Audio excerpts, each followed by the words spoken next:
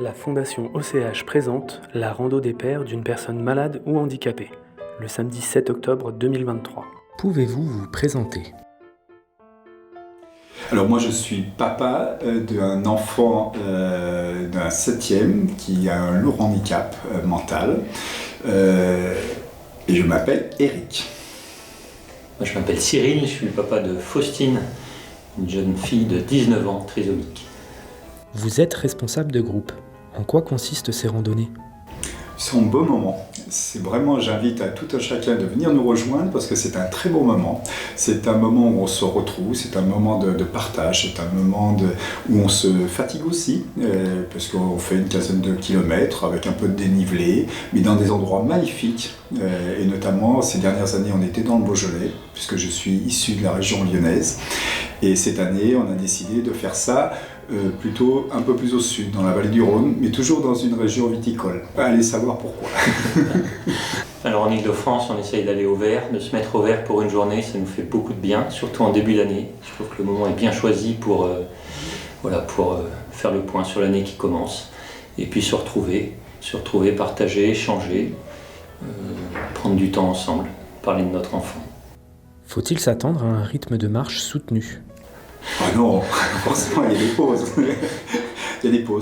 Il y a des pauses pour partager, il y a des pauses pour prier, il y a des pauses pour chanter, des pauses pour se reposer aussi. Et puis nous avons une tradition, c'est qu'en règle générale, en fin de rando, nous arrêtons soit dans un caveau, soit dans une cave, une propriété pour déguster les produits du terroir. Donc il y a l'aspect convivial qui est fondamental dans ces rencontres. À qui s'adresse l'événement ? Il s'adresse à tous les papas qui ont besoin de se retrouver, de prendre du temps, de prendre du recul, de connaître d'autres papas. Et non, pas besoin d'être catho, on marche vraiment en toute amitié. On a souvent un thème qui nous aide, vraiment c'est plutôt une journée d'amitié. Quel est le thème de cette année ? Bonne question. Bonne question. C'est vrai. On peut sortir notre joker.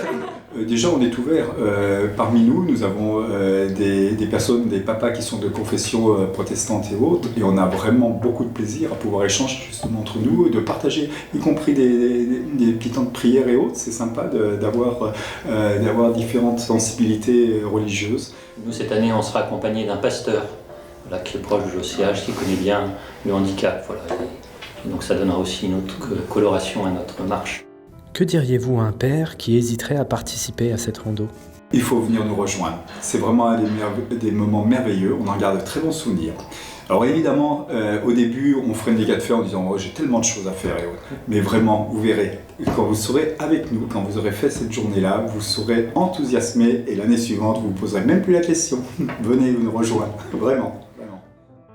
Rando des pères d'une personne malade ou handicapée, pour échanger en toute simplicité, samedi 7 octobre 2023.